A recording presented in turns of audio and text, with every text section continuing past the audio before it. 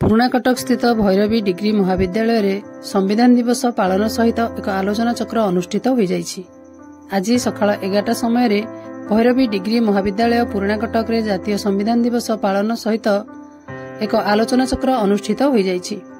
महाविद्यालयर अध्यक्ष डॉक्टर रमेश चंद्र तारिणिया सभापतित्व रे अनुष्ठित सभारे मुख्य अतिथि भावे पूर्वतन अध्यक्ष ललित कुमार मेहर जोगदे संविधानर मुखबंध लक्ष्य और तात्पर्य विषय आलोचना करथिले। प्रथमे समस्ते अध्यापक और अध्यापिका एवं छात्र छात्री माने एक स्वर रे मुखबंध पठन करथिले। संविधान दिवस उपलक्षे अनुष्ठित विभिन्न प्रतियोगिता रे कृति छात्र छात्री माननकु पुरस्कार प्रदान करा जायथिला।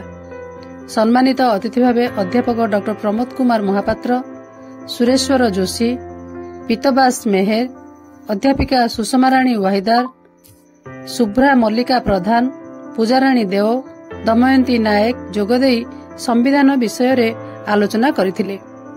राजनीति विज्ञान अध्यापक रंजित कुमार सामल धन्यवाद अर्पण करथिले। एही अवसर रे राजनीति विज्ञान विभाग तरफरु एक आलोचना चक्र आयोजन करा जायथिला।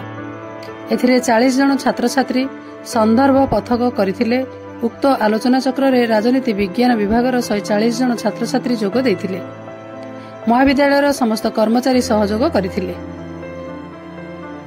बौद्धरू बैद्यनाथ सामल सहित हरभंगारू चित्तरंजन सिंह रिपोर्ट, मो जिला खबर।